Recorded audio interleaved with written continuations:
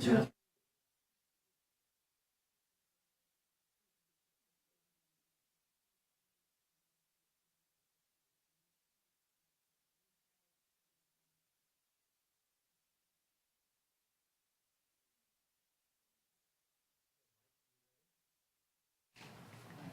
Thumbs up. Okay, everyone ready?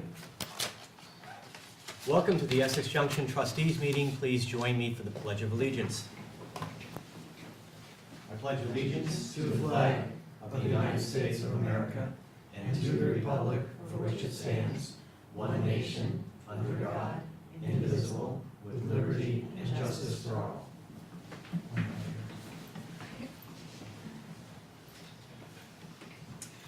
Welcome, everybody, and if you haven't signed in, please do so. Thank you. I will just take a moment to introduce our new recording secretary. Kathy, do you want to introduce yourself very quickly for the folks? Sure. My name is Kathy Ainsworth. I'm 10th generation Franklin County Vermonter. Happy to be here. I have experience with grant writing and technical writing, and I look forward to being part of this team. So thank you. And Kathy, I'm sure, is a consummate pro, but just to be on the safe side, make sure everyone enunciates, okay? We want to make sure that here in Essex Junction, we all are good speakers. All right. Because we'll be compared badly to other places. So, first order of business, agenda additions. Evan, anything going on? Just, we have one letter from the Chittenden Solid Waste District, just to add to the reading file. Okay. Do I hear a motion? I'll move we amend the agenda as presented. Do I hear a second? Second. Lori seconds, all in favor? Aye. Okay, the agenda is amended. So we will move on to audience and guests, questions, comments, anything that's not on the agenda tonight. All good? All right, so moving right along, we will go to new business. And we have two Route 15 sidewalks at two different ends of Route 15. The first one has to do with the end at Athens Drive. And Dennis, come on up. And I don't know if anyone else to come up with you, but Dennis, you're going to walk us through this. Actually, no. No? I'm going to make a very quick introduction. Okay. And sit down. Yep. And I'm going to introduce the representative from Stantec, Eric Alling, and Christine Ford. From Yep. the Hi, Regional Christine. Planning Commission. I think most of the trustees have been at least to one public hearing on this project. Yep. So you're kind of aware of it. Yep. Just so everyone knows, scoping is in fact just the first stage of a longer project, because you follow up scoping with design, right away, and then construction. As of today, we have no committed funds to build either of these projects. Right. But we hope to. So this is, the intent of tonight's meeting is for the trustees to basically select a preferred alternative, if they so choose. And with that, I'll turn it over to you. Thank you. Thanks, Dennis. Okay, the first of the two projects, as Dennis mentioned, is the piece from Susie Wilson to West Street Extension. The Project Advisory Committee, or PAC, is made up of members from the village, town, and the CCRPC. Tonight's purpose is to go over the project area, review the process, look at the alternatives, and to seek endorsement of the preferred alternative. Here's an overview of the project area. I mentioned in the first slide that it's from Susie Wilson to West Street Extension, and you can see there's actually another piece that continues to Ethan Allen Ave. We'll touch on that in a couple of slides. But an important piece to note here is we are looking at just bikes and pedestrians. We're not proposing any changes that's going to affect traffic flow through the area. A few facilities that are planned. This is the 10-foot shared use path that goes from Lime Kiln to Susie Wilson Road, which is currently in design.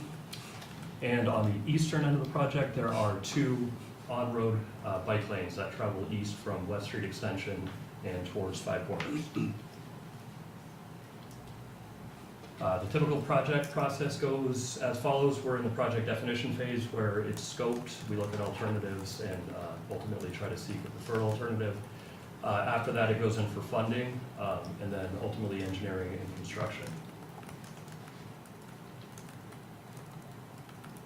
We are getting towards the end of the definition process. We have some alternatives and we have a preferred alternative that we're seeking endorsement of. So This phase is basically at the end. Quick timeline. We started about a year ago. We presented to the public in January and again in June. And we're here to kind of summarize those results. The purpose of this project is to provide a safe, visible, comfortable, convenient, and direct bicycle facility, and it would complete a much-needed missing link. It would be an inviting corridor for users of all abilities and would help reinforce the town, village, and region's goals for mobility. We did look at 3 alternatives through this process. The first is one that's always considered, and that's to not do anything. I'm sorry, Sure. I don't mean to interrupt you. No. It's not a big deal, but I think either, my agenda says we were going to first talk about the Athens Drive project, Oh, and then the West Street Extension project, and it seems like we've, does everyone else have that in their agenda, or is that just me? That's I what think you have. that's probably correct, and I think because, and that's the way we did it last night, in Essex, I think because this is wholly in Essex Junction, we thought you might want it. It's just a formality and a technicality, but I Yeah. just wanted to make sure there was no confusion, because some of us are thinking we're gonna be talking about upper, so I wanna make that correction, and I don't know, I'll leave it to you, Evan, do we need to amend the agenda to be talking about this? I personally don't care, I don't think any of us care, but I just wanna make I sure think we by don't. consensus, you could just move. Let's just Yeah. all understand that we just sort of Flip-flop. switch, we flip-flop things, and it's fine. yeah, my apologies, we talked Sorry. about offline, I should have It's mentioned fine, that. and I didn't mean to interrupt you, but I just No, wanted it's to make okay. note of that. Okay, Yeah. thanks.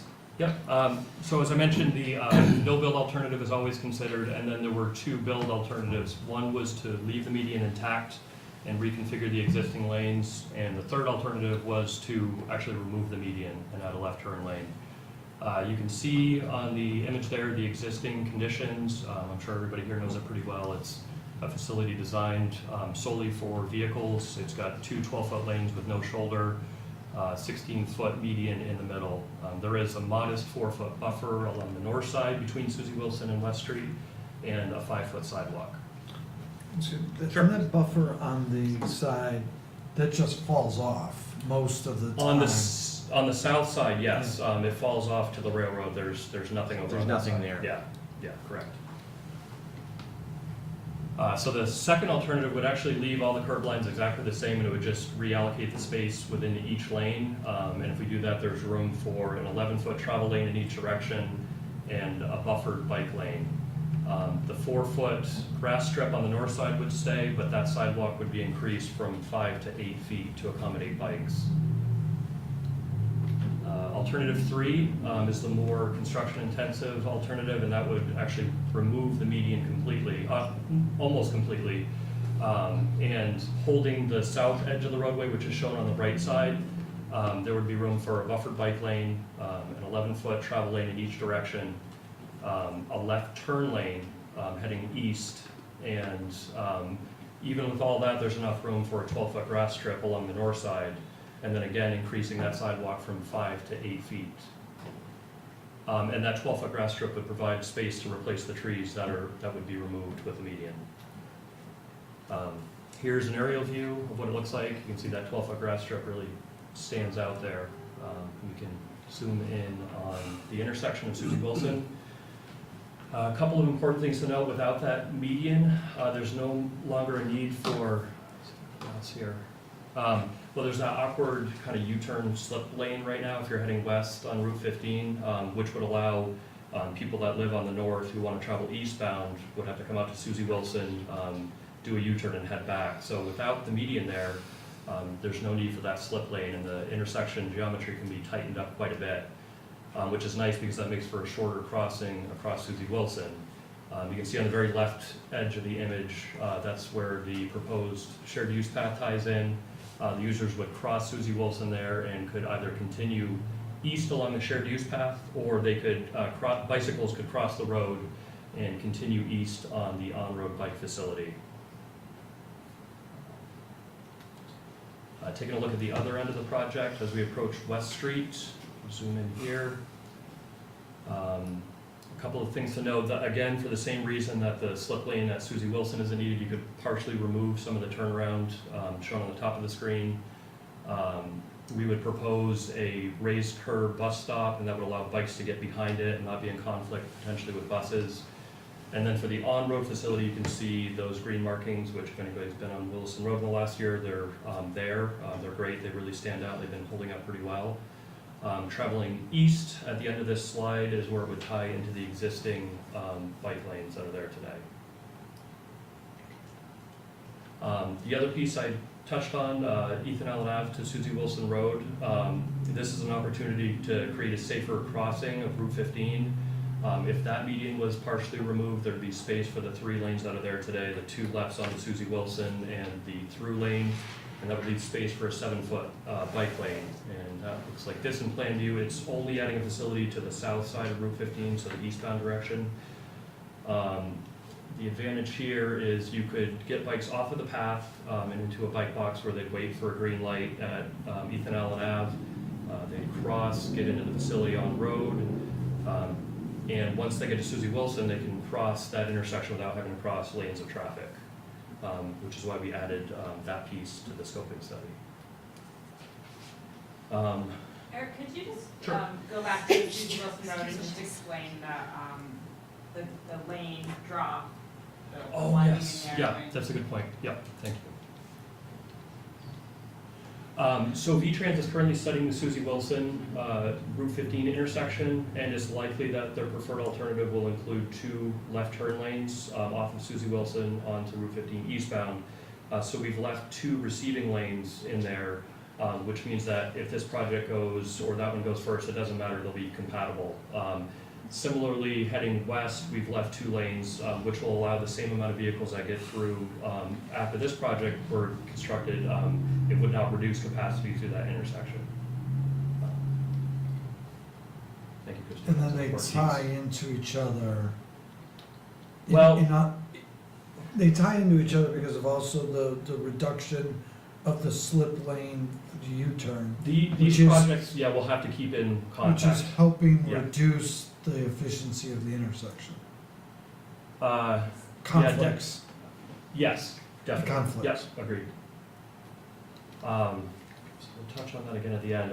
Just comparing the cost, there's substantial cost difference between 2 and 3, but that's because the median is removed. And with that comes a lot of stormwater drainage modifications and an amendment to the stormwater permit. That 12-foot grass strip does work well to do some treatment right there alongside the road in the form of a stormwater garden infiltration basin. Otherwise, the third alternative addresses the bike needs and also the vehicle movement needs in terms of removing that median and that barrier to the northern properties. Eric? Yes. I just want to make one comment, if you Sure. go back to cost. As I said, we haven't tied down costs yet. Yeah. One of the critical things is that when we did the circle highway alternatives, there was a bike path scoping project that went from Winooski through to West Street. Yes. However, the portion from Susie Wilson Road to West Street was not well defined. Yeah. But it was part of the Cirque Highway alternative projects, which are 100% funded. So we split this one off to settle the scoping for this portion of the, what should we put out there? And it went from simple bike lanes in the beginning to what you're seeing as a preferred alternative, to make that road diet consistent through the village, and provide the bike lanes, and provide that multi-use path. So the argument that we feel we want to make collectively, town and village, is that this was always part of those Cirque Highway projects and should be 100% funded as part of it. The Susie Wilson Road intersection project being done by the state is a Cirque alternative project that's 100% funded. The other caveat to this is that the Class 1 paving costs that were set up for the village were stopped at West Street pending the results of this study. So those funds theoretically are still on the table someplace in V-Trans to repave this. So the argument we'll make going forward is that whatever alternative is chosen, we think that there should be no local costs and that those Class 1 paving costs should be assigned to this project. So I just thought that's our approach on how we want to fund this one. The second one we'll get to later is a little different animal, but this one I think has a history behind it that we feel we can go after. Okay, the bike turnaround that you're talking about as being part of the Circ Alternative project, but that's not funded yet. That would have to come through the second round of Circ Alternative funding, or another round of Circ Alternative funding. Is that what you're saying? Probably, George, yes. They've already funded the portion from West Street to Susie Wilson Road, and that's in fact under design by the state. That's in the tip and moving forward as a project. Okay, So there's got to be some maneuvering on the part of us all right. to decide, can we adjust that scope to include this in that project? Or do we define this as another phase of Circ Highway projects to be funded and go after the funding that way? To be decided. Okay,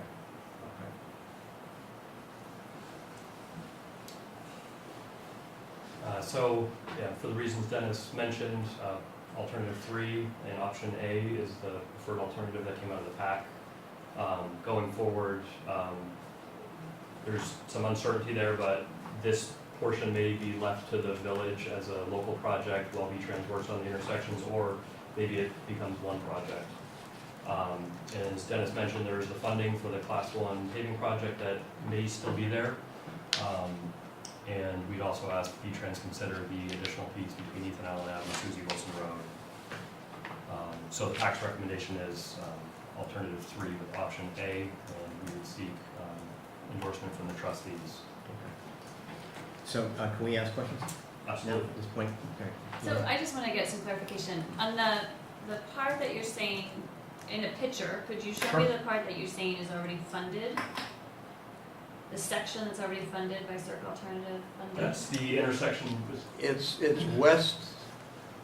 west of Susie Wilson Road to Winooski. Oh, okay, So I it thought you doesn't said show West up. Street, so I was confused, I'm sorry, okay, that's it's fine. west of Susie Wilson to To Winooski. Winooski, okay, thank you. Eric, could you put a picture of alternative 3 back up The cross-section? Yeah, the overhead section. Yep. The overhead section. I just have a couple of questions. I'm just questioning why, and it wasn't this one, but another one, but it was why you felt such a lengthy left-hand turn lane was necessary. It seems like, you have a long left-hand turn lane, or maybe I misunderstood it. Yeah, go back to that one, that cross-section, maybe that was it. But it seems like if you look at the cross-section, it looks like you, Yeah. am I understanding that the left-hand turn lane is running much longer than it is right Yes. now? Well, No. this left turn lane would be to access all those properties that are currently separated by the Gotcha. median.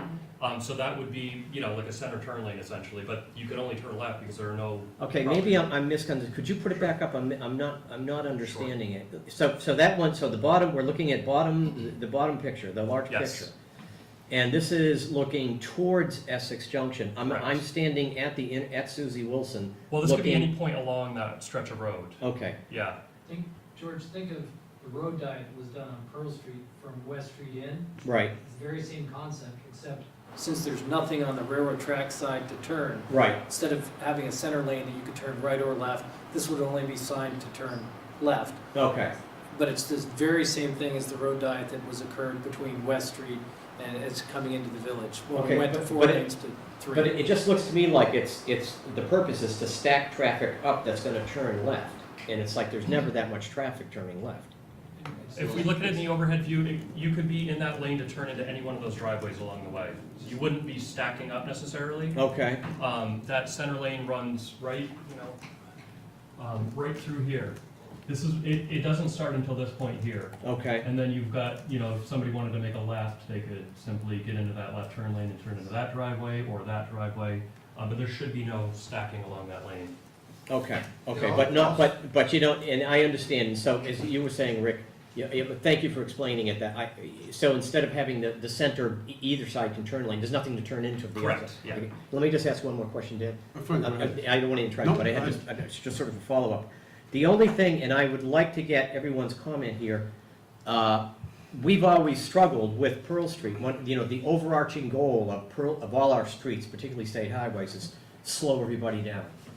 And to me, the median that's there now gives the visual cue for drivers coming up Route 15, out of Winooski, Colchester, and typically what happened in the past, they finally break free from the traffic, they and they hit Pearl Street, it's an open road, and they hit the accelerator, and so the idea is that we put the median, we didn't put the median in, that was put quite a few years ago, but the median visually slows people down.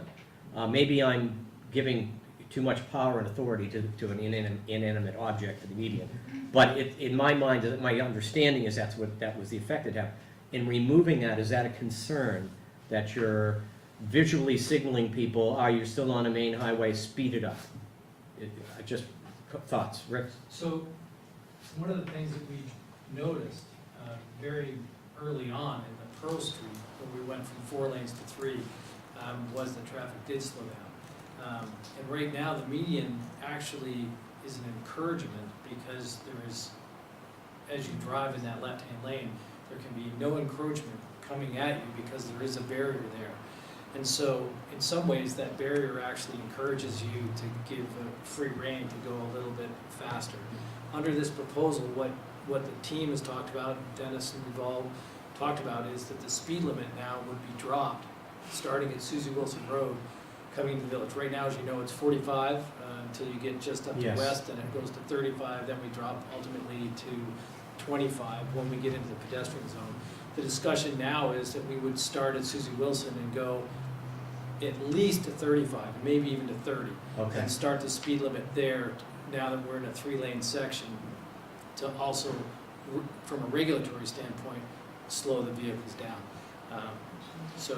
And visually, you're going to be, instead of seeing 2 lanes moving in your direction, you're going to see a single lane, striped lane. You're going to have the barrier striping for the sidewalk, the buffer striping. So the overall feel will be actually a narrower lane, which should encourage people to go slower, which we did notice very much so happened on Pearl Street when we went to road diet. Very good explanation, thank you, Rick, I appreciate that, okay, I get it, thanks. I have several concerns. I like the idea of having a separate lane for biking and walking and what have you, along Route 15 here. In this sketch here, my concern is crash data. And what exists now with the median is a physical barrier that prohibits left turns onto a heavily traveled route where people are, all kinds of traffic moving through there. I think it's opening up opportunity for some serious crashes. The other thing is, not in this photo, is West Street Extension. You don't see it there. As you approach West Street Extension, go back, okay, right there, you have a dedicated lane. It's not just that little slight part. It indicates it well before that, dedicated lane just to turn onto West Street Extension, to make the right turn as you're eastbound on 15. What you have in the drawing, you have a turn lane. We're doing away the median. We're gonna have a turn lane coming up to here, and we're gonna have a straight lane. So the lane for traffic traveling east on 15 from Susie Wilson or from Winooski, what have you, is gonna be in the southern lane. If you wanna look at this as we're looking east-west route right here, okay? They're gonna be in that southern lane. They're gonna be traveling eastbound. Then they're gonna have to move, because that becomes now a dedicated right turn lane. They're gonna move back into the left lane to get to go straight through this West Street Extension. I'm just saying, no? That typical section would Go carry. back to the next slide. Let me just show you something here. Just show me how I'm wrong here. Oops, sorry, I'm going the wrong way. So, okay, right here, go back to the one before that. This one here. Yes. Okay, this is what you have, okay? Yes. This is gonna be westbound traffic on 15. Correct. This is gonna be eastbound traffic on 15. Yes. That's the turn lane. That's the travel through lane. It Yes. says travel lane, right? Okay, now as you approach West Street Extension, how does that change? It's straight. Show me that. That travel lane stays straight. The Yeah, the travel lane travel lane stays stays straight, straight. but then Once you get in that travel lane, so you're saying it's gonna open to the, once you get in that travel lane, that middle lane is only for, and I want to correct one thing here, a second, for both left turns into those houses Right. and left turns Out. out of those houses, which is really critical. Well, So, enforcement. but you have, once you go from the 2 lanes, you come off of Susie Wilson and you come on to Pearl Street, those 2 lanes will go to 1. That 1 is your straight path straight into the village. Any turning movements, the right turn into West Street is a lane. If you're turning left turn there to go into the park, it's a lane. So the straight moving traffic, once you get into that lane, you're on that lane all the way into the village. Correct. And so what happens now, if you're in the right-hand lane, because there are 2 full lanes all the way from Susie Wilson, and you decide at the very last minute that, oops, I really want to go through straight, now you're making that move back in, you're making that merge, there's the race to get it back into the left-hand lane. Under this plan, it will not happen, because the through traffic is set, and you have to make a move to the right now to make the turn to West Street. So people won't find themselves in a right-hand lane going, oops, I want to go straight, and taking out that sign as they often I hear do. what you're saying, Rick, but I honestly believe it's great that you're presenting this to our board and to the select board, but I honestly believe you need to talk to the police department and really, you know, speak to them. They have, you know, a lot of information that would be very helpful with this. I truly believe, I've seen a lot of accidents there. In just in the last 6 months, there's been a couple serious accidents right there. And people confused on what lane they're in, what they're doing. And I think getting away from that barrier, that median that is a buffer and protects you from the other traffic, I really get concerned with vehicles turning and, you know, in and out of private driveways, trying to gauge their whether they can make it. I just, for what it's worth. George? Yeah, and can we go back to Susan Wilson Road? Sure. The intersection, we didn't go into this a whole lot, but it's important. If that median stays, the only way for those people to get back in the village is to turn around this intersection. The state's designing this intersection, you cannot, there's not enough room in the land area that's here, with Sunderland Brook, the houses that are there, even if you took the houses, there's not enough room to get a reverse turn movement at this intersection with those level of services. So what you're trading to a certain degree is you're allowing those vehicles to turn out, and if the speed limit is dropped, it's a concern, but that's the trade-off between this intersection, which won't continue to work with that reverse turn and two turning lanes here. It's just not gonna work, and the state's basically said that. So that's the dilemma, is we have, this maintains that same road diet that's in the rest of the village, and I can't speak to the traffic accidents in the village, but I think that road diet in the rest of the village has worked. And I don't see why it wouldn't work here, because the trade-off is, you can't fix this intersection. So there's pluses and there's minuses on both sides. Yeah. Okay, well, we'll see, time will tell. I'm all for putting in bike lanes. If I may, George. Yep, go ahead. And I would assume that also by reducing the speed, that would also help, because that would allow motorists to have additional time, additional reaction time. And if any crash were to happen, which hopefully it would not, it wouldn't be that severe. With that aside, one of the questions that I have or concerns, so the way that the other Susie Wilson Road project is configured is there's going to be 2 lanes turning left from Susie Wilson to go eastbound onto Route 15. My assumption is that's because of the amount of traffic coming from Susie Wilson to go onto 15 is going to be increasing. Is that correct? It's existing today. You've got,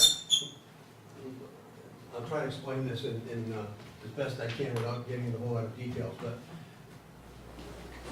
the conflicting turning movements at this intersection, time-wise, and you've only got a certain amount of traffic you can fit through in a time clock.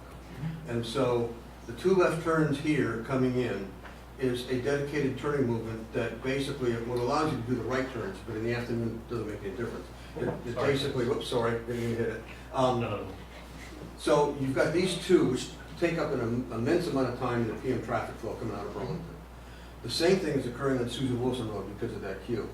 So if you've got, and I'll pick a number, 50 cars back here, and you've got to get them through in a certain time frame, you take that 50 cars and put them into 2 25-foot lanes, you can double the throughput, which means in that same time frame, you've improved the efficiency of the turning movement. Essentially, if you, and we had the state go back and study this because I know it's been a question about receiving lanes.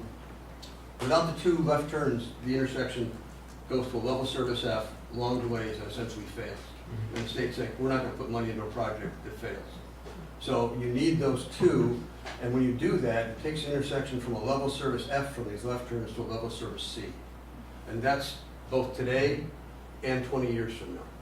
So then taking those two left-hand lanes to then come into two for a short distance, to then come into one. To There's two, no and concern then, taking and that then traffic merge, into one lane. and then it merged into one. And that's, although there's been a lot of traffic work done, again, this is a scoping study, and one of the first parts of the design element is to look at, from both elements, because you've got one lane coming this direction, and it goes out to two as it approaches the intersection.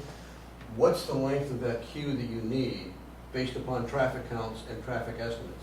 And the same is here. What's that length of the queue that you need to blend those two lanes to allow, and I'll use the example, 25 cars, whatever the magic number is, to get into those two lanes to blend. It could be 400 feet, it could be 600 feet, it could be some distance, but the intent is to do your merging of those two lanes into one in as short a distance as you can. So is part of what you're saying that the distance that it is two lanes isn't necessarily exactly what we see there because it's a scoping study and it could change into the future if traffic models are showing we need more, we don't need as much? My estimate, done, the question has come up far enough, Right. and I think that's one of the things in the public hearing we said that we got a design, we would have them really take a hard look at to see if in fact this needs to be lengthened by 100 feet or some number. So it's to not make it locked work. into what that's showing, it could be. It's more or not less locked, it's necessary. not, this, I believe this lane is pretty accurate because we've got accurate traffic counts coming out of here. Right. I think the question becomes one of, what do you need for that queue length coming from village traffic? Yeah. Especially, and again, village traffic, you've got to look at both AM and PM Yeah. peak, because there's a difference. I almost think AM peak is worse Yes. than PM peak. Yeah. So, Yeah, you answered, thank you, I appreciate that, yeah. And then the only other thing, a comment, not really a question, I really appreciate how, in taking away the median, what it would do is I think personally, it would make it feel more neighborly, more like a neighborhood, and less like a major thoroughfare that it feels like that I take many times a day. The other thing that it does is for those of us who leave Essex Junction and go into the Burlington area using Route 15, it should hopefully then allow for us to have a clear sight of view of the traffic lights that we currently don't see until we're right there needing to slam on our brakes, who may be going the speed limit or so, because of the distance from that last tree to the light. So I appreciate being able to see the light events. Mayor, this also provides that connectivity to 14th and Allen / St. Michael's that is somewhat difficult, if you will, and connectivity to the Susie Wilson corridor as well as the junction. Because that's confusing and most people just don't do it. Yeah, between this project and the proposed shared use path that goes down to Limekiln, it's gonna be a pretty good length of connected facility. And then the second part is those parcels that are closest to the corner. Does this alternative help future economic development? Is it neutral to it? 'Cause I don't see anybody taking the left out of that first parcel or two. It looks like a shared driveway you're proposing, but Yeah, those first two are a little tough. With the median there or without it, I think they have a tough time. It's not many vehicles that would come in and out of that driveway. That's the plus side. It's not like it's a busy store. But yeah, just the proximity to the intersection is a challenge for sure. I don't think this hurts them necessarily, but it's certainly not ideal. But the further back you go, somewhat easier to get in. Oh, definitely, yeah. Now, getting in from eastbound, you're sitting in a left-hand turn lane, Yes, and then you would cross 2 lanes of traffic to get into your driveway. But at least you're doing it from a left-hand, long sorry, you mean further to the east of what we're showing here? eastbound. You'd be only crossing one lane of. Crossing one Yeah, lane. yeah. Well, there's the 2-lane queue. Yeah, that's only for this one piece. That's Right. just to get those And vehicles further merged. back, it's one Correct, lane. yeah. Okay.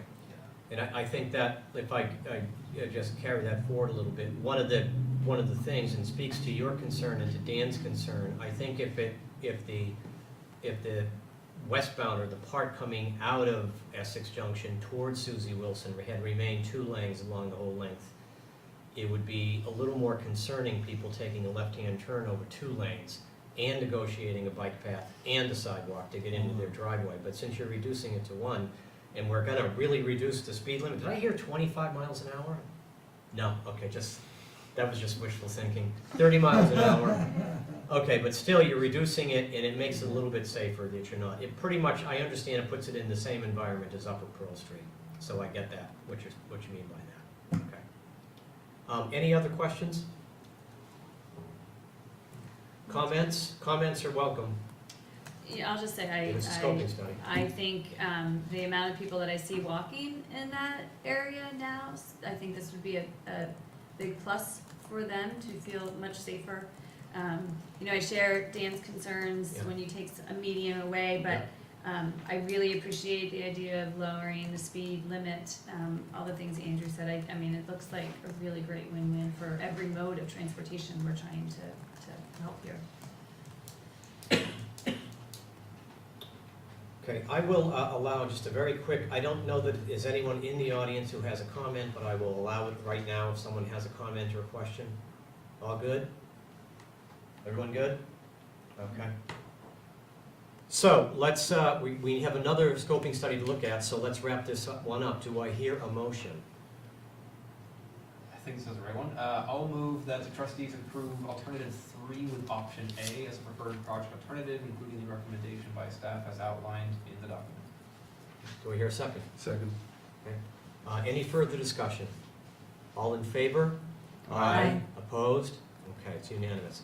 So now, Eric, walk us through the next one. All right.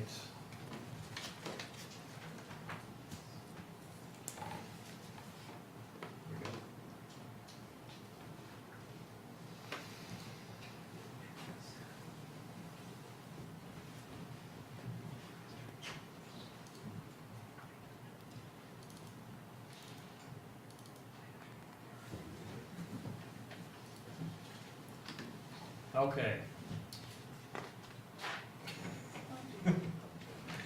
It's coming, I think, there we go. All right, so we're still on Route 15, but we are now between Athens Drive and 289. This is the same pack, essentially, Village, Town, and CCRPC staff. This slide's a little off, but we're, same purpose, we're looking for endorsement of the preferred alternative. This project area is just north and east of the 5 Corners along Route 15. This is a high priority bike route by the village. The project area is shown here between Athens Drive and the west side of 289 was the original area. We actually extended a little bit on each end, as you'll see as we go through. Same project process as the other project. Same definition process. And this one actually followed the same exact timeline. It was really nice working on them both because we were able to meet at the same time, and the public meetings have been one after another, so it's been pretty efficient. Similar purpose and need to provide safe, visible, comfortable, convenient bicycle facility, and it would provide that for all users. It would be a year-round bicycle and pedestrian facility and inviting to pedestrians and bicycles. 3 alternatives again: the no-build, a 10-foot lighted shared use path with bike lanes on road, and a 8-foot shared use path, lighted shared use path with on-road bicycle facilities. Look at the typical section that's there today. It's 2 12-foot travel lanes and a 2-foot shoulder. That 2 feet is less than the minimum that's considered safe for bicyclists. That minimum would be 4 feet. So we can take a look at alternative 3. The travel lanes on the road would be narrowed from 12 to 11 feet, and then a foot would be added to each side to give that 4-foot bike lane. We would also propose a 5-foot grass strip and then the 8-foot shared use path alongside the road. Here's a look in plan view. The dark gray is new pavement, and the green is just impact from construction. Look a little closer.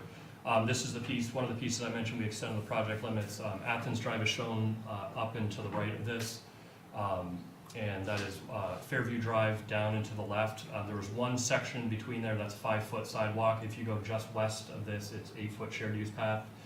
We're proposing 8-foot shared use path, and then to the east of the project limits, it's 8 foot, so this was kind of an obvious missing link. We proposed to widen that 5 foot to 8 foot, and to minimize impact, push it right up against the pavement, and separate it from the pavement with a curb. This is the middle section of the project, and we can zoom in. The Brian French parcel was the house that's closest to the road, so in order to minimize impacts here, we proposed to again push the path up against the road, which would leave space for a driveway turnaround that would allow motorists to back into the turnaround and then enter Route 15 heading forward, which is safer for that motorist and pedestrians and bicycles. Just a little bit further to the east, this is the crossing of Indian Brook. There's a culvert there today that's in fair condition, and it extends quite a bit beyond the edge of the roadway, so all we'd have to do is just kind of beef up the retaining wall that's there today, and then run the path right alongside the road with some slight guardrail modifications. Doing it this way would also minimize impact to the wetland and wetland buffer in this area. Heading towards the eastern end of the project, you can see the interchange. We can take a street view of that. You can see the path fits in pretty nicely without impacting the utility poles, and you've got that nice 5-foot grass strip and 4-foot bike lane, which gives nice separation between the path and the roadway. And then finally, the interchange, we extended to get to right there on the east. You can say where it says end proposed path, that's the existing 8-foot path. We would propose to widen the sidewalk on the bridge from 5 to 8 feet. Bicycles could continue to use the path in the median refuges at each the on and the off ramp, and utilize that 8-foot widened sidewalk across the bridge, where the on-road users would get a lot of green pavement marking, which is standard procedure now for interstate interchanges. And here's a street view of what that would look like across the bridge. You can see the pavement marking and the widened sidewalk. This evaluation matrix is a little different. The only difference in cost really is that extra 2 feet of pavement. The impacts are nearly identical, though there would be a few more impacts to right-of-way and wetlands associated with a 10-foot path. Both would require the same amount of drainage modifications, and neither would require a stormwater permit. It's important to note that V-Trans is actually working on a paving project that would add those 4-foot bike lanes to Route 15. That's in design right now, and I believe it's for the next fiscal year. So our preferred alternative would be alternative 3, and we would like to see lighting because of the importance of this corridor and making it a year-round facility. And also adding that section on the western end, converting from 5 to 8 feet, and then to get across the bridge and connect into the area to the east. And so again, it's the PAC's recommendation that alternative 3 be selected, and we can open that up for discussion and questions. Go back to the view. Sure. The whole overall view? Yeah.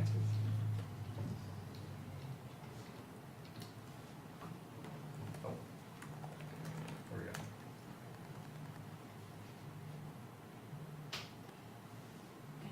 So what, so it's a road, a bike lane, something, and then a pedestrian path. Correct. What is that?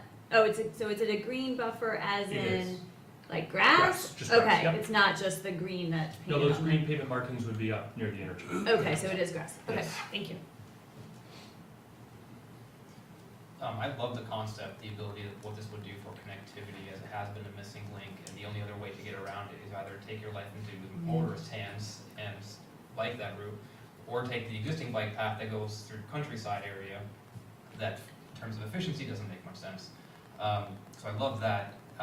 My only recommendation is, if it hasn't been thought about, is coming from the town into the village, the speed limit, and when that changes from 40 to 30, is when you're going down a hill, when you're already partially down the hill, and so there are not many motorists who appear to be following reducing their speed, and if we were to push that 30-mile-an-hour zone back further into the town, it would be wonderful.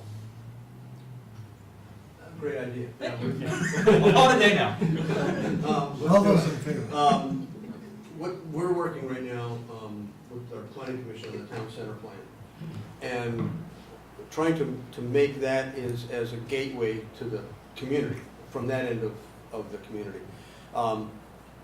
My feeling is that just like, I think Susan Wilson Road becomes a defining point where you go from high speed to low speed urban area, I think in Essex, in the town, the same thing applies. And in my view, the difference is you can control the speed limits in the village because it's a class 1 highway. We've got to go through the state.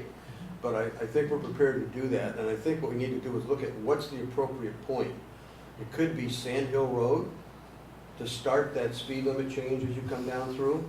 It could be as far east as Allen Martin Drive. And I'm not saying it'll be 25 out there, but I'm saying right now there's a series of ups and downs and speed limits from that end of town right through. And I know that the town center, it's really important to slow speed down. They'd like to provide some gateways there so that we can essentially do the same thing we're trying to do in the village, and that is manage the traffic that we know we're going to have coming at us, but do it in a way that slows it down and makes it calmer. At a minimum, I would say Sand Hill, but I think at least by the time you hit the town center, all the way into the village, it ought to be consistent. And so that's one of those things, as we work with the town center, we will probably have to do some studies on our own and go to the state and make a recommendation, even before these projects even come, to try to get that speed limit reduced.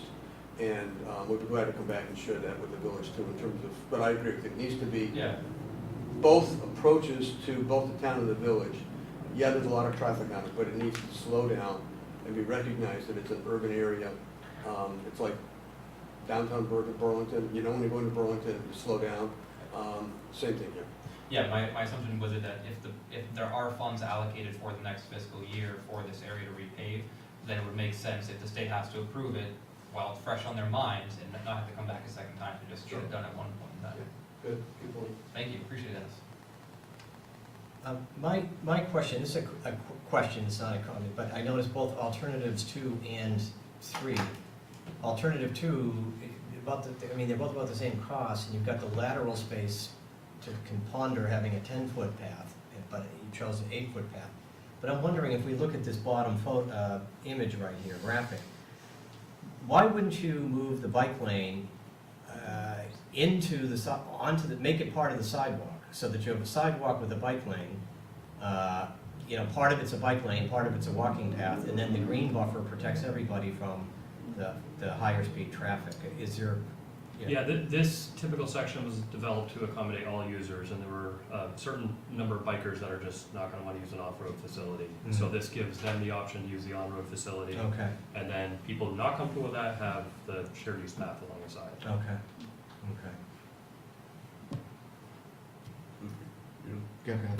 Just curious on maintaining the path, the walkway, bike path, multi-use path. Throughout the winter, is that gonna be the town highway, or is that gonna be state? The state won't maintain any Yes. of those portions, Yeah. so it would be up to us to maintain, and I say us collectively, because I think as we go forward, we need to look at, and I'm not trying to presuppose any discussions, but if a sidewalk plow in the village can get there quicker and go up part way, and maybe we meet part way, or maybe the town does the whole thing, we need to look at our plowing routes with respect to all the issues that are going on now. And I don't think for this round, but if this gets built, we need to take a look at that and say, okay, what's feasible for either party to do? But the answer is, the quick answer is, if we go forward with this, most of the routes in the town would commit to do it, but we may want to look at other options as to how to do it. But this is an important enough route. It's the highest priority of all the bike projects that the town bike and ped committee has put together. We'd have to keep it open in the winter, there's no question.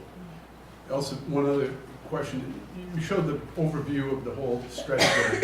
Isn't there a section, if I'm not mistaken, just east of Fairview where it narrows and there's ledge on the side of the road, very close to the road there? Yeah. Maybe I'm wrong, but I just. No, you are correct. Actually, there would be some ledge blasting, removal. removal, okay, yeah, Yeah. all right.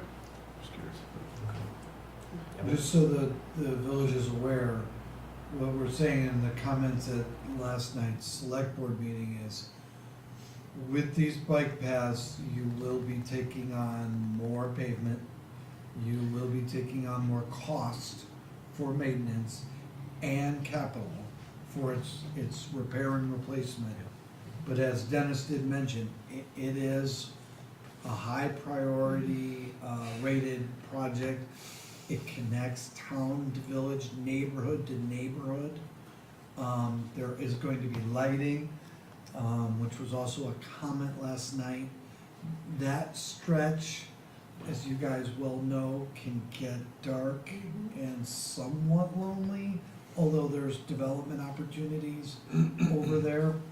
And with Lane Farm and some others and the connectivity to Essex Center, there is movement through there a lot, and we would like to see that be protected moves versus out on highway move. And having come down that way many times, Andrew, you'll be on your brakes. You're on your brakes downhill going 40. You can't, and you have people coming up right behind you and then you go right into Athens Drive, which we've heard from those residents about that crosswalk and how fast people are going, or they believe they're going. Yeah, that was mentioned during one of our previous meetings, and they had requested enhanced crosswalks in those locations. So that would be something that could be considered as part of this project as well. And with some vegetation removed up near the roadway on the eastbound side, it will make visibility of people on that path better and on the road better. Other questions, comments? One comment. Yep. I like this project. I would love to see the same project pursued down on 117, where we connect down there. There's a large span where there's nothing, where the sidewalk ends in the junction, and you got nothing, and this would be great. You hear that, Christine? I hear that. Put it on the list. All right. Yeah, let's let the state finish its multi-year project on 117. I will open it up to anyone in the audience who has an additional comment or question. Okay. One point that was also made last night, and I know you guys already know this, but this vote doesn't lock you into anything. This is Yeah. just an endorsement for. Oh, we're gonna change our mind. Okay, other questions? So, do I hear a motion? Who would like to make a motion? I'll move the board approve alternative 3 as the preferred project alternative, including the 4 recommendations by staff as outlined in the proposal for the Route 15 sidewalk path study on the section from Athens Drive to Vermont Route 289. I'll second Andrew with seconds. Elaine, if you'd be willing to accept a friendly amendment. Even though the recommendation says, or even though the recommendation says 4 recommendations, there are 5 that are provided. Oh, of course.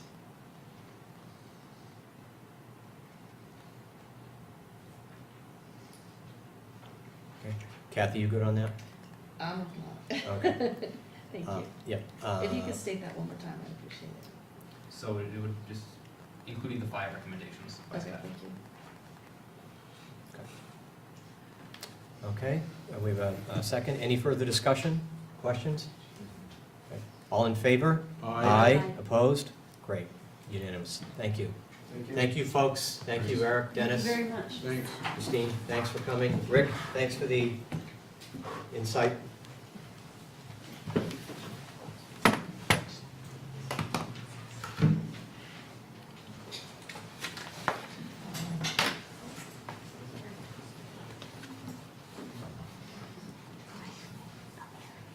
Okay.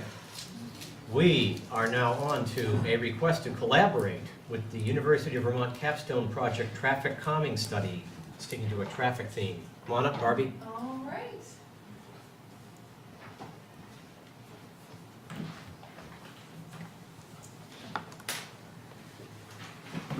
So for you, those of you that don't know him, this is Jeff Froelich. He is a member of the Bike Walk Advisory Committee. Yep. And conveniently, Jeff is a UVM engineering professor. Oh, that is convenient. So on that note, I'm gonna hand things over to Jeff. All right, so I've got a little conflict of interest going on, so hope you don't mind. So as you know, one of the goals of the Bike Walk Advisory Committee is to promote and provide safe and friendly neighborhoods for our citizens, for pedestrians and cyclists. And so, along that line, we're talking with a group from UVM, a group of seniors that are doing their capstone design project, and particularly on the subject of traffic calming in the village. And so the scope of the project would be looking on 3 areas in the village: East Village, Mansfield, Pleasant, Brickyard, West Village, Wilkeson South area, and then more, I guess, central, I'm not sure what you would call it, South Summit and West, right? So Right. those areas. The proposed study is across 2 semesters, so it's basically a year-long project for the students. The idea that it would be a sub-team associated with each one of these 3 areas, and in each area they would do in the fall traffic counts, basically collect data in the winter, analyze the data, do simulations and modeling, come up with some potential treatments, and in the spring do some pop-up treatments and collect data before and after the treatment to see how the calming takes place. Wow. So that's kind of the scope of the project. So there's a variety of stakeholders that would be involved: the BWAC committee, school district, the staff from the village Mhm. that are involved with, I guess, the streets and whatnot. So that's kind of the scope of the project. Mhm. Outcomes would be, I don't know if you've seen one of the reports they've done before, they're pretty Mhm. extensive. Very good. Yes, yes, they They're are. pie in the sky a lot of times, but I'll never know, they're good. one thing I really like about this project is that we would get some, actual treatments that we could test out. So there's some Mhm. testing before and after. Mhm. Mhm. So that's kind of the scope of the project. Mhm. I guess there are things that we would need the village to be open to. Mhm. Interactions with the staff. The students would want to talk to people. I guess we'd ballpark that probably about 10 hours total. Mhm. Basically support to do the pop-up treatments, Mhm. and help advertise those and whatnot. Mhm. And I think in terms of funding, there probably would be nothing that the BWAC committee couldn't cover. Okay. I would imagine, do you imagine you would need a little bit of interaction with the Essex Police in terms of putting people in the roads or doing things that might? Yeah. And I don't see that again as a big issue, but I just wanted to mention it. Anything else, Evan? We would coordinate with Ricky in Public Works, PD, probably put out notification stuff on the front porch. And just make sure people know what we're doing out there and that it's a study, not necessarily permanent or leading to something. But yeah, it's a good idea. It's good to use the brain power to our west, Yeah. to our advantage, Yeah. as well as the brain power of our bike and walk committee. Yep. Darby, Stay on. you're gonna be on board with this? Oh, yeah, I Yeah. think it's great. All right. I've worked with,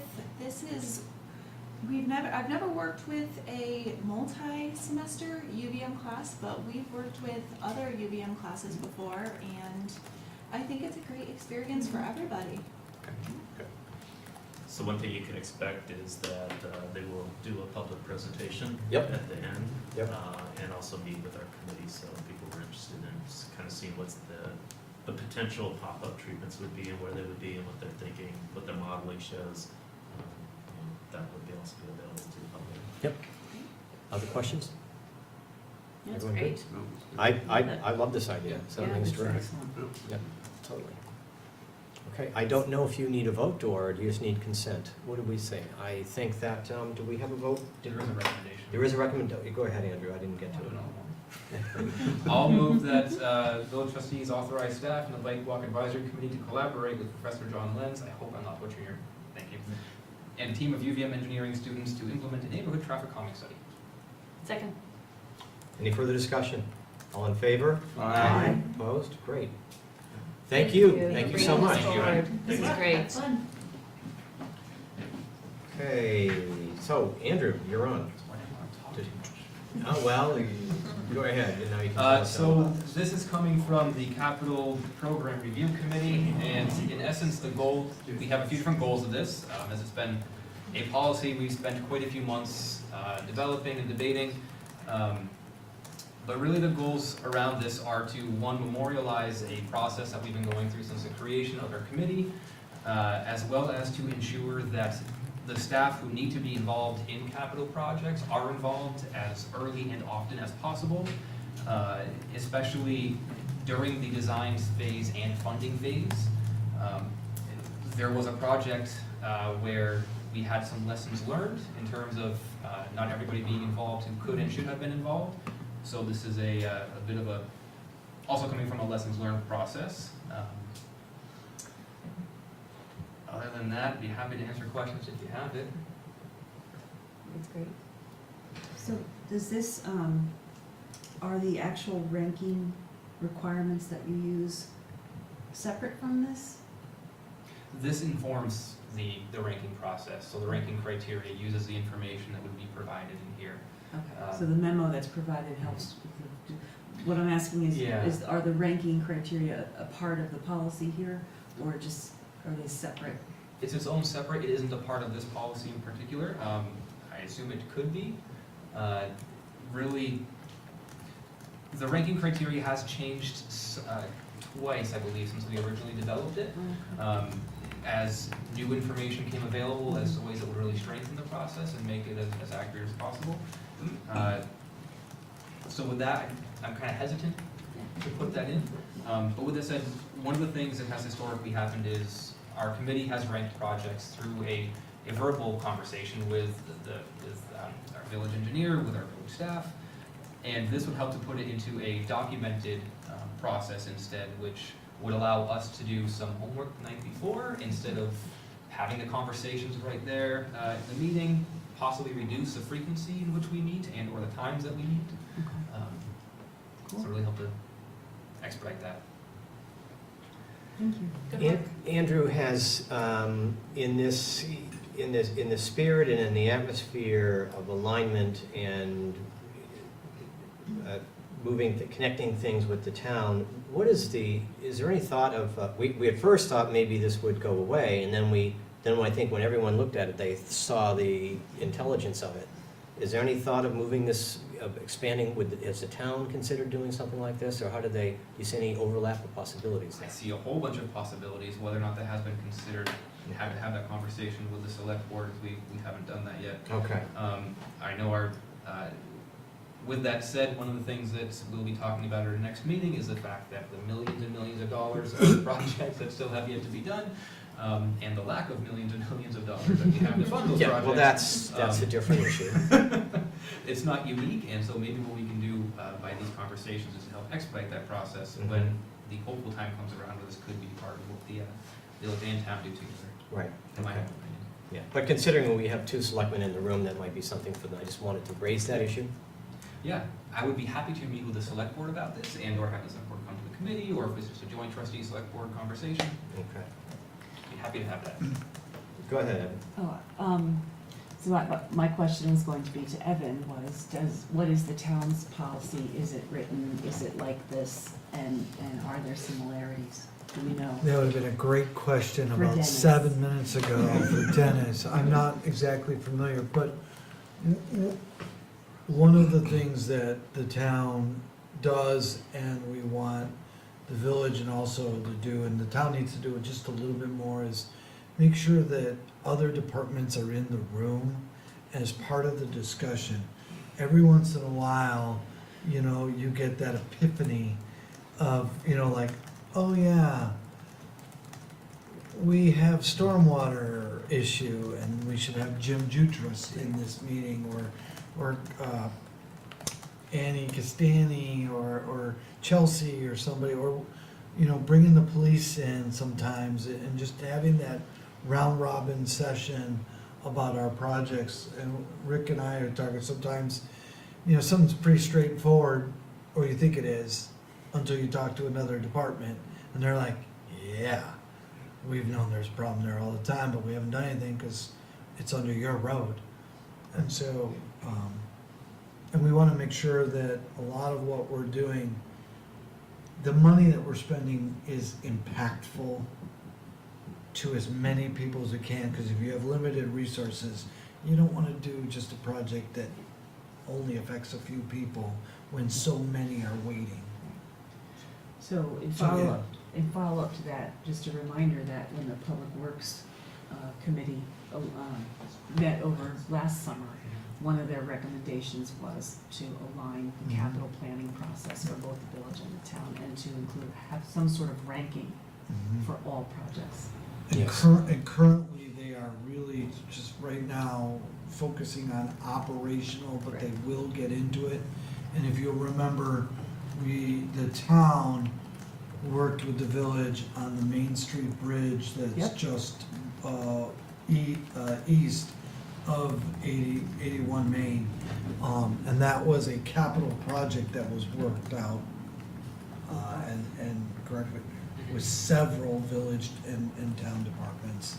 So they did coordinate it, but they haven't planned as much. There is a project that's on the village list that is involving the town stormwater. And that's sort of germinating and working its initial stages. So there is some coordination, but the planning has to really get beefed up. And exactly what you're talking about with the town-village collaboration on that project wouldn't have happened if some staff that hadn't been involved early on, if they had not been involved in this process. So by doing what we're asking for in here, we really help to memorialize that and keep it going. And a lot of what we're gonna be looking to do is that communication and coordination. Dennis, Rick Hamlin, Aaron Martin from the town and stuff, and other departments at our department meetings saying, here's our list, here's our thoughts, bring us comments. Okay. Other questions about this? Andrew, I noticed this is stamped draft, and I was gonna say, is our next step here to approve the revised, this is a revised policy for capital improvement projects, or do you wanna, because it's draft, you mean it's not finished, or what's the goal? I didn't put the goal would be to have this be approved. Sorry. So if it were something to the effect of to approve the Village of Essex Junction policy for capital improvement projects? I think we can make that happen. Okay, I will make a motion that the trustees approve the new revised policy for capital improvement projects. Second. Any further discussion? Was that well stated? Good for me. Okay. All in favor? Aye. Opposed? Great, thank you. Thank you, Andrew. Thank you all. So we are now on to the amend our street marking policy. Not as intricate as our capital policy, but the village does have a policy on the books for street markings. Some people may know it as the hash marks, that are put in front of driveways or pretty much in front of driveways. A excellent example is a hash mark in front of the fire department. Basically, the rule is when you have a hash mark, you are not supposed to stop and block the driveway while you're there. So for the residents and people driving through our town, that's what those are for.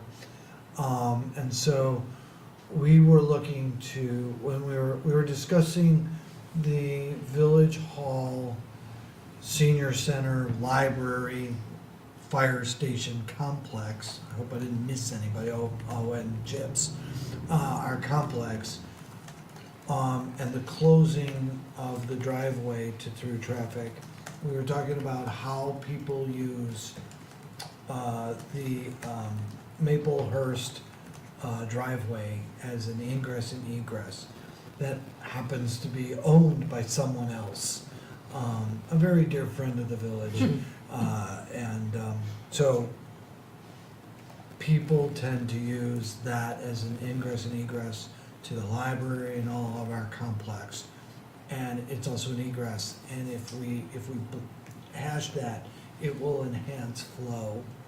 There's only a certain period when you can get through to make a left turn or a right turn on the Lincoln. So when we wanted to add that into the list, and then we noticed that there was, it needed to be updated. So we updated the list to be accurate. To put in the markings is about $20 a paint and some staff time.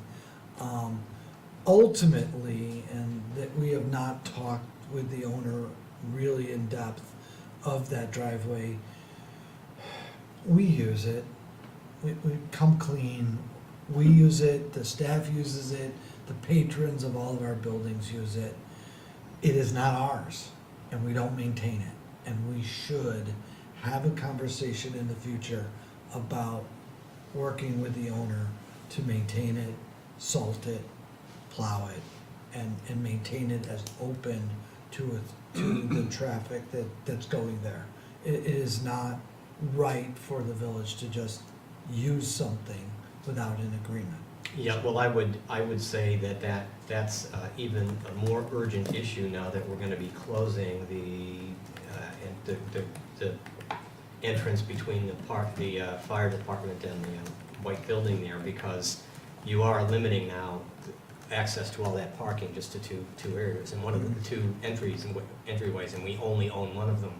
So yeah, if that conversation has gone on in the past, and now it has new urgency, so it really has to happen.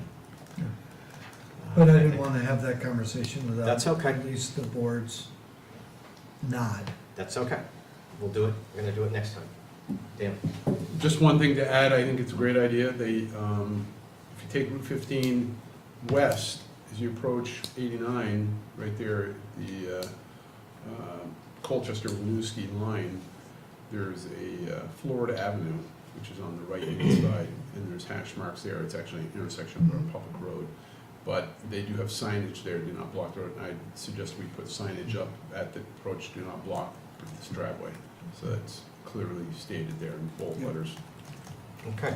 Our one concern is on Lincoln Street, there is, I don't know, I don't want to exaggerate, 4 or 5 signs leading up to those driveways. There are route markers, there's street crossing signs, there's a speed limit sign. There's just a lot going on in that particular one.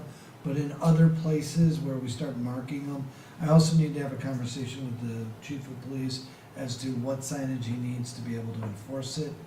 The other thing I would like, as we work in the town to get our police force back up a few extra numbers of officers, is some traffic enforcement. And so Okay. that is some of the stuff we would be doing. Okay. I have one question. I want to say May 2014, I was looking back at some of our previous minutes. The former Chittenden CCSU, they had come to us asking to put these similar hash marks in front of their entrance, and our village, CCSU. our former school district, The before Chittenden Central West- Supervisor Union. So many acronyms. Yeah, Park sorry. Street location? Yeah, Yeah. And we Yes. said no. we had said no, in part because of a recommendation from our village engineer about the distance in which those hash marks would have been, and that it might have impacted the lights on Iroquois Ave, and that the traffic cues would have been mistimed. I think I'm butchering what the recommendation was. Given the distance of 8 Pearl to the Five Corners, light monitoring, could that have any negative impacts? I'm not sure. Okay. Just wanted to make sure that we weren't about to do something that we said no once before. Okay. And I appreciate the impromptu engineering device. Thank you, Rick. Thank you. Who's just stated that? Oh, I'm sorry, that's Rick Hamlin. Rick Hamlin, Thank you. village engineer. What you're referring to, as I recall, we had another conversation, maybe that conversation was separate from the one I'm thinking of. There was a conversation about the parking spaces right here by Iroquois as you approach where the CCSU is in the old Discovery Museum building. That the parking spaces there, that, you recall that, Rick? There was something about parking spaces and changing it so that cars can't park there. Maybe this was the same. Yeah, it's actually a different conversation. So, there's been over time a conversation about trying to create a left turn lane into Franklin Place. So if you were at the Iroquois intersection, Park Street intersection, if a car is trying to turn left, sometimes blocks traffic. And so there's been a discussion of how would you make space to create that left turn lane. And one way of doing that would be to remove the parking spaces that were there either in front of Loretta's or in front of Rocky's. And continually, the decision has been that those spaces are important, to the businesses in that area, but they also, because there's such heavy pedestrian activity there, provide a buffer between the active traffic and the sidewalk, and keeps the crossing distance short there in an area where, as you know, in the summertime, there's a tremendous amount of pedestrians. So we've always said, look, the trade-off of what you get for those few cars once in a while that are in that lane, it's not worth it to lose the parking spaces. It's that age-old dilemma of, do we process vehicles through our village, or do we provide a walkable community, pleasant community? So that was that conversation. Thank you. That's it. Can I vote? Would you want Yeah, maybe not. I would suggest. Any further questions, comments? Okay, do I hear a motion? Come on, guys, I will make a motion that the trustees approve the street marking proposal and amend the street marking policy and authorize staff to implement the changes to improve access, visibility, and safety at these locations. Second. Okay, the only thing I'm going to say is my observation with these street marking, most of the time, it's kind of like a monument to wishful thinking, right? Yeah. They're the first step. Don't go like, okay. Is that an I don't know amendment? what you plan to No, I agree with you, and I think with the amount of traffic and the size of some of the vehicles that went down here, when you're talking about tractor trailer unit, when there may be enough room for 2 cars to be in front of that hash mark, but the trailer unit, you're talking a 50-foot trailer and whatever foot, you're looking at some vehicles like 70 feet long. It's tough. Okay, any other? And I'm recusing myself. Yep, okay. All in favor? Aye. Opposed? Okay, so 4 in favor, 1 recusal. Or abstention. Abstention. Abstention, I guess. So, moving from traffic and infrastructure, we're going on to ethics. As you can read. We're in gonna the wax memo, philosophical here. Evan, take it away. As you can read, the very short memo, you do this on an annual basis. Each trustee signs the acknowledgement form, as do other boards and commissions. There's no change to the policy or the regulations. Firme, por favor. Okay. All right. Any questions? Questions? Yeah. So the select board reviews their policy at their organizational meeting or shortly thereafter. So I'm wondering whether we feel the need to align that. But more importantly,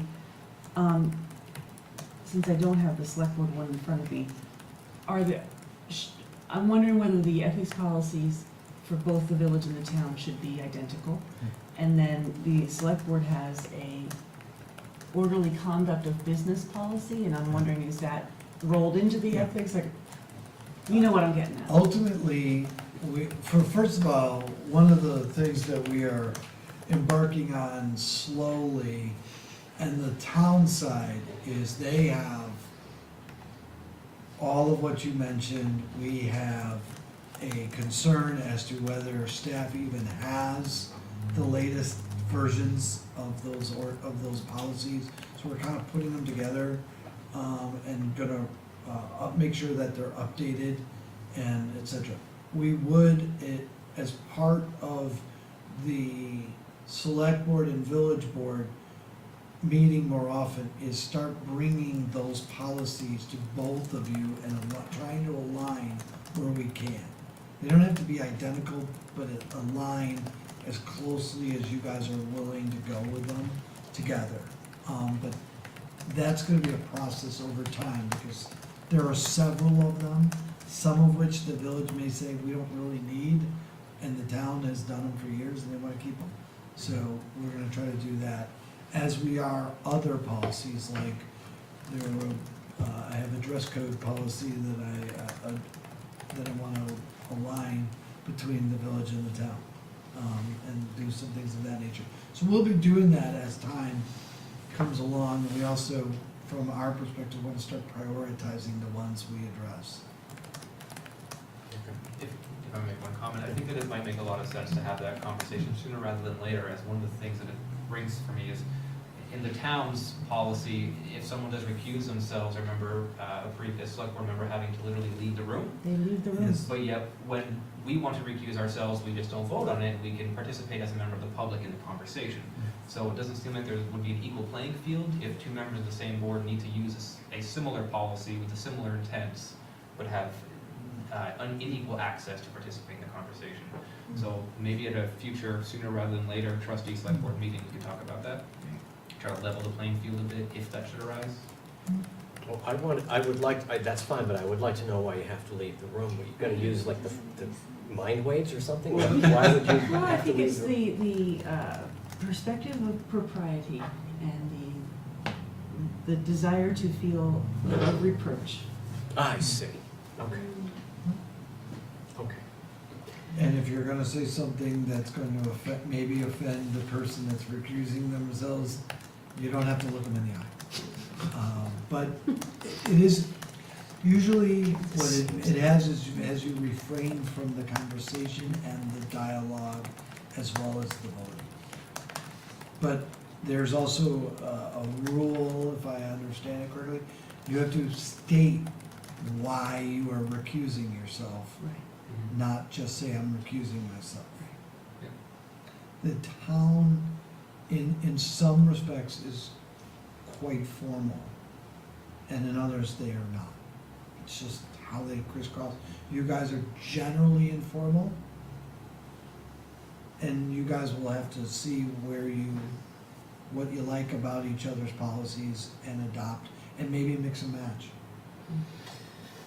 Well, there's a lot of opportunities for humor there, but I won't pursue them. So I will just move right along and say that we review the trustees' Article 1 of the general rules and personnel regulations and the ethics policy and sign the attached acknowledgement forms. Second. Any further discussion? All in favor?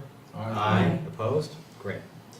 So we shall do that after we hear from the manager's report. Go ahead. Oh, I'm sorry. Yeah, I'm sorry. Agenda addition? Yes. Well, we haven't got to the reading file yet. We're going to do the Put that manager's on the report. Reading file, okay. and you can Yeah, it do was that. in the reading file. Okay. Student Fest, coming up, 21st, 22nd. We're going to have some road closures. We're gonna be closing, well, they will be closing Railroad through Lincoln Place, just short of the bus station. There will be a beer tent, beer garden right next to the Nest. But it's going to be that area only. You're not gonna be able to walk around. There'll be bands. There's gonna be a band at the farmer's market is. The rain event, if there shall be rain, which I think we've forbidden, but it could happen, will be over at the fire station. Kristen and her band of people who are putting on Steam Fest and all of her volunteers, putting a lot of hard work into it. The village is basically a monetary sponsor of this, as is the town's economic development commission. Our public works are going to provide some logistics, but not be on site. So we'll provide some trash cans, trash can liners, some barricades. We're gonna bring them out on Friday. They will put them in place, etc. Our on-call guy will be on call, but not here. Police, they're gonna have 2 police officers on Friday, 1 on Saturday on shift. And then we wish them well and hope for good weather. But that's the big thing, and we try to do a lot of coordination on that. I know staff is discussing the wall along the multi-use path along the railroad. We have offered the assistant 2 job that will be posted here at 2 Lincoln. The person has accepted, Yep. so we are working out those details. She will be coming from Maine. She wanted to come here because we have shorter winters. Yeah. Uh-oh, not kidding. Wow. Not kidding, but they're moving south and they're coming, and so she came here, she really enjoyed She could be it. pretty far north in Maine. Yeah, but she I must mean, be really far north in that's- Maine, that's- because they don't actually have winters. Presque Isle type. Caribou, I think. Yes. All And right. Sarah was on the interview team, as well as a few other people, including Brad Luck and Terry Haas from 2 Lincoln, and we think she's gonna work out really well. Can you tell me again the title of the position? Assistant Yes. to TO, the manager. Oh, okay, thank you.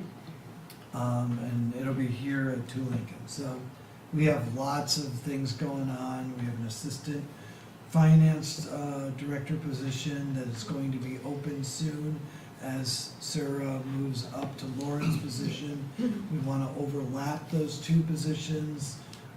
Actually, all 3 positions. Lauren's leaving, Sarah moving up, and a person moving into Sarah's former position. I can't even, some of the other, we have a public works position in the town and a parks position in the town.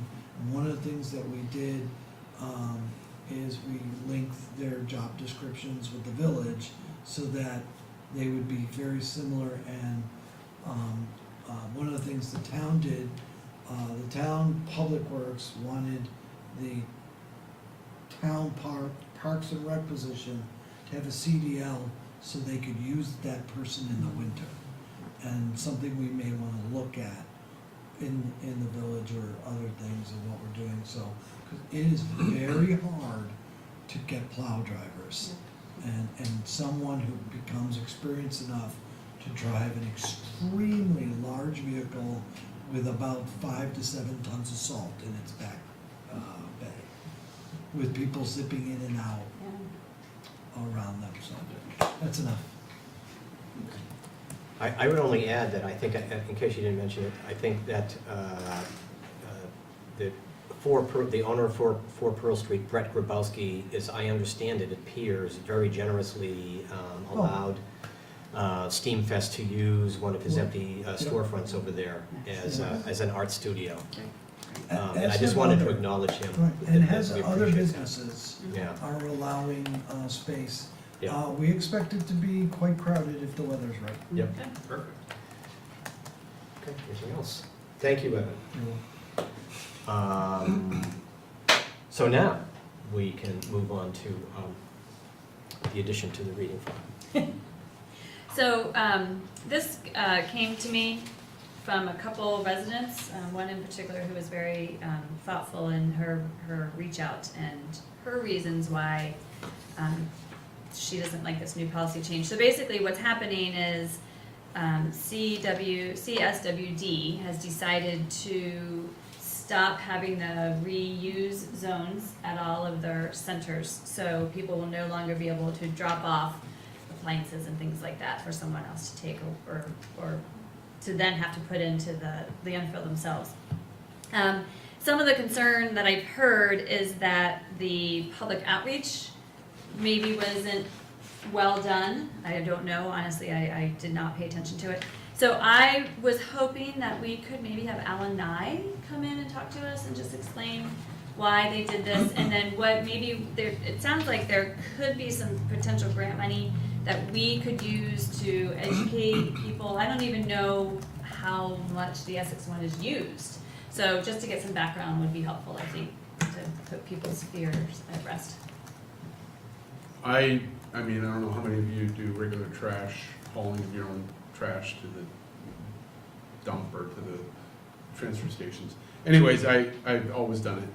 And I spoke with the guy at the Williston one, because it's actually closer to my home than over here in Essex.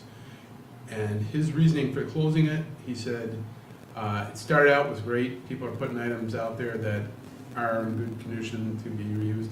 and it just turned into be a dumping site for a lot of stuff, and they can't afford to man it with somebody to watch and make sure everything that's put in there is, you know, fit for being reused and such, and, you know, car seats should not be reused, you know, you don't know what's going on, you know, there's a lot of things that screening and, you know, process and, you know, things.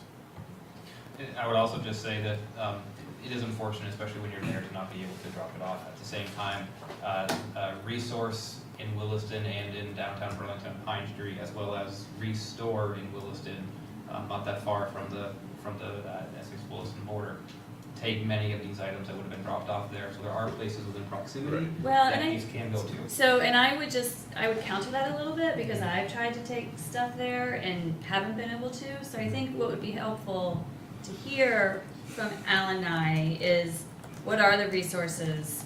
Can you bring any documentation, anything that we can put into Front Porch Forum and educate, you know, community members of what is and isn't allowed, and, you know, what, I mean, I completely understand their reason, and I can see that happening, you know, just, Yeah. but I think it is for some people where they really take things and aren't really sure what else to do with it. Well, the other thing, what Andrew brought, restore, recycle, whatever, resources.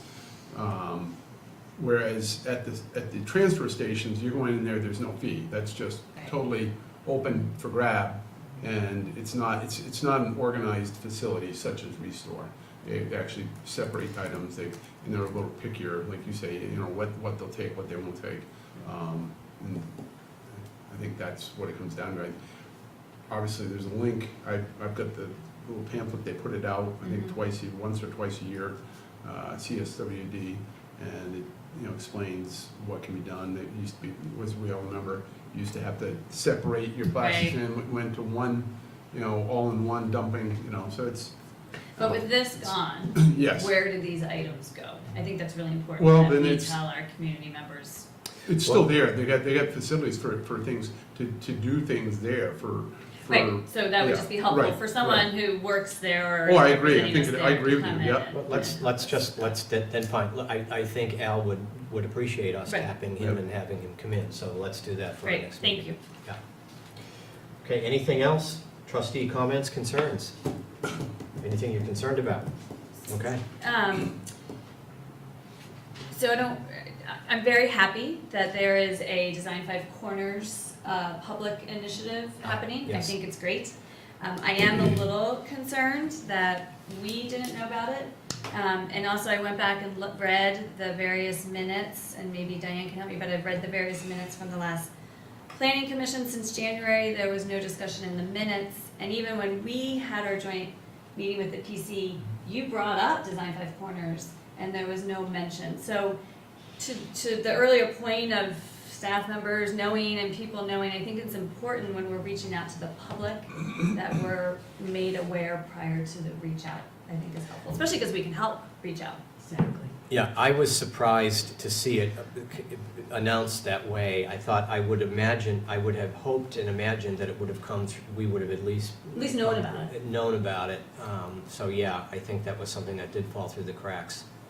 So that we'll just make note of that. That something like that, when there's a public outreach thing, we want it to come through the trustees first. So we at least look like we know what we're talking about. Exactly. Okay. Thank you. We don't usually, but it's nice to sometimes be prepared. Yeah. Elaine. Just wanted to give an update to you. The governance subcommittee has been a little slow because of scheduling issues, but we have a meeting scheduled for September 19th at 4 o'clock. Sounds good. That's our next meeting. We've only had one meeting, so. Greg's gonna cover that. Yes, one. Greg will cover. Thank you. Sorry we scheduled it on a day you couldn't make it.